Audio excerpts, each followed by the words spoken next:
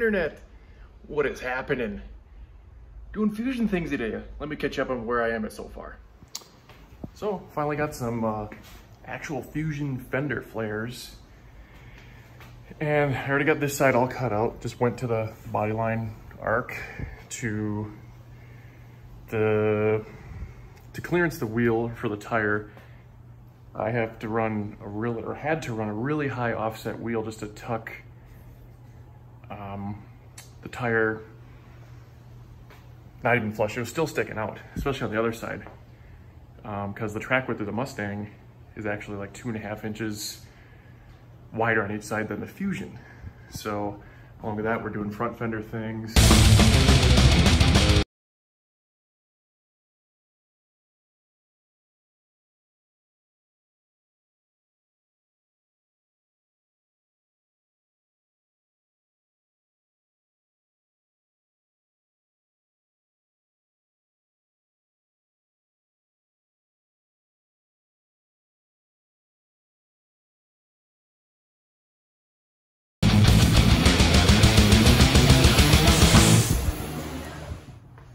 So I just got this side cut out. Nice smooth line. I had the tape, you probably saw.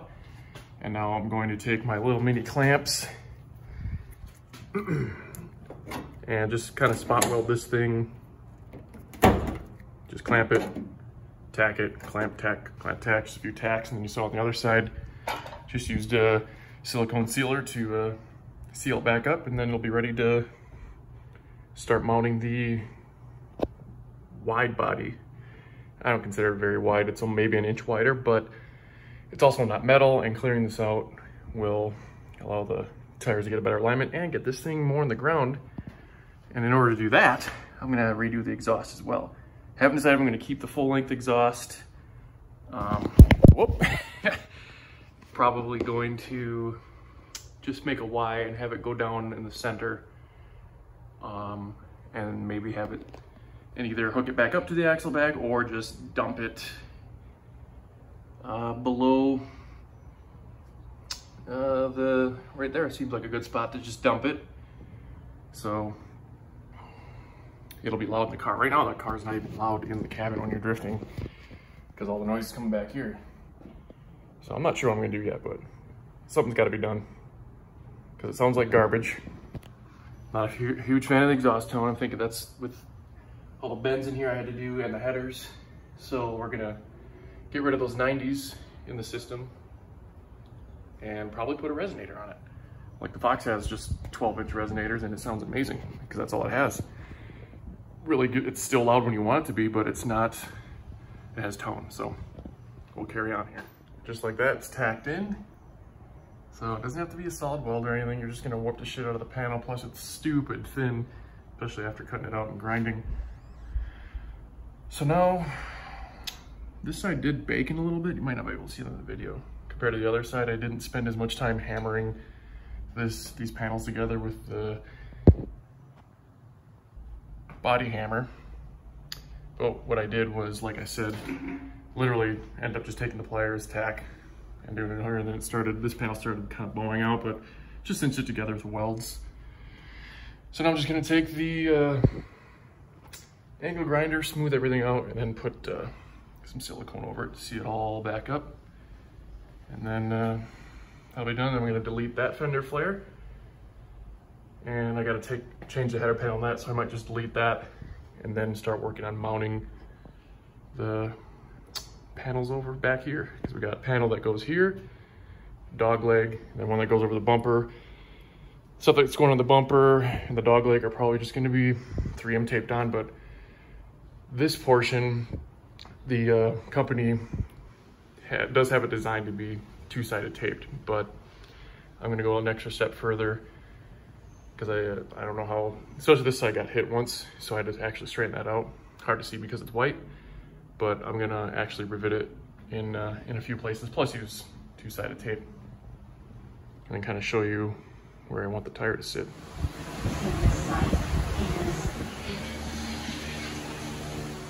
So, got the flares all mocked up. Give you an idea of how they're gonna look like when they're on there permanently. I kind of give the illusion that it's wider, but in reality, it's probably like 1.5 inches. But should be plenty to give it a new look and tuck some wider wheels on. All right, got the flares both mocked up on there, as you can see. And the exhaust is chopped off. So I think I'm just gonna route it single, like I said, and dump it right before the axle, because if I do something with the diff or anything, I gotta drop the exhaust too, so that'll be more serviceable that way. Never mind, the neighbors are partying. Got the flare off of here. Probably never saw. I had to replace that fender. But got that off there. And let me show you the more of the front stuff that I put. That's the little add-on here. That's gonna go in the front. And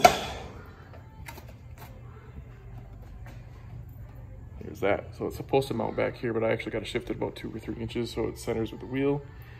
And luckily, there won't be any gaps. Probably put stickers over there before we wrap it, cover those holes up. But that's kind of the gist, what the front's gonna look like. Last and kind of least, I had to take out the header panel because the mounting point for the fender was busted, along with some other stuff. So last few months, this thing was just zip tied together after the last hit here. Got to replace the bumper. And I've been slowly unwrapping the livery off. Kind of cool to see it all blank again. I really liked it all in white. It's also gonna get a new livery. All right, a few days later, got the exhaust ripped out, because you know, just make a new crossover. Yeah. All right, one of my quests on this vehicle is done. Get the exhaust, little resonator in there. Back in, let's see what it sounds like.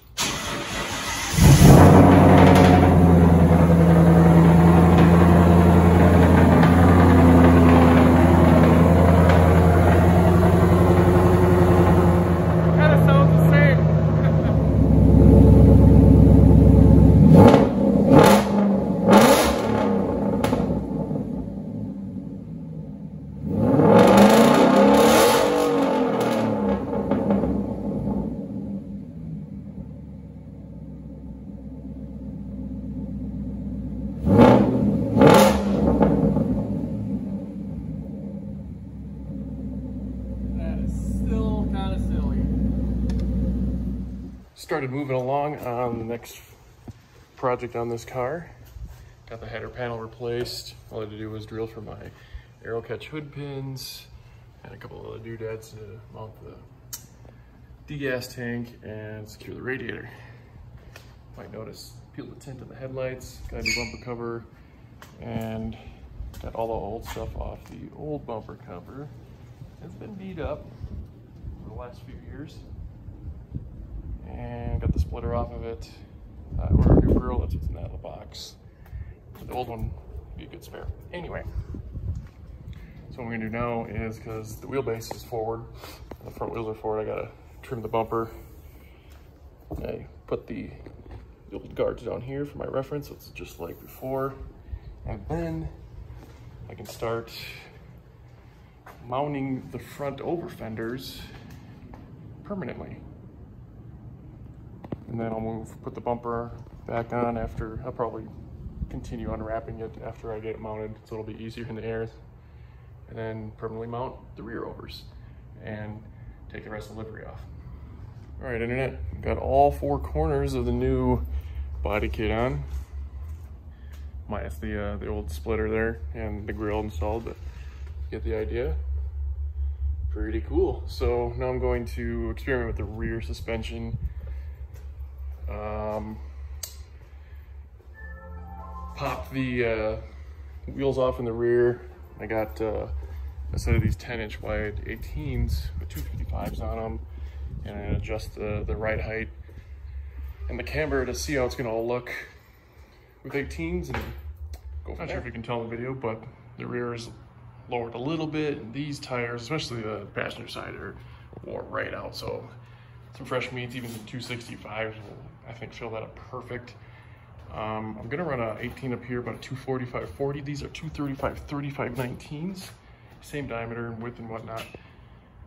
But definitely lower. I lowered the coilover itself by 3/4 of an inch, so probably translated to an inch or more. So pretty happy with all that turned out.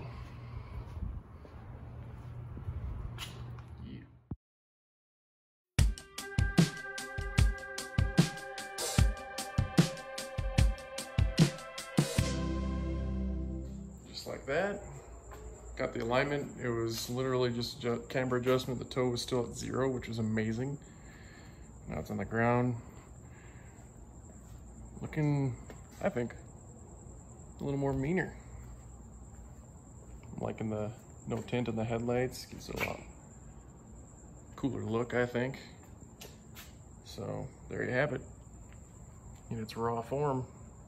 So stay tuned for what's gonna look like all wrapped up. All right, that's it for me on this episode of Matt's life. I'm still working on the Fox, doing some mud work there, seeing the Fusion. So if you like this video, please consider subscribing and give me a like in the bottom for all that YouTube algorithm goodness. We'll see you next time.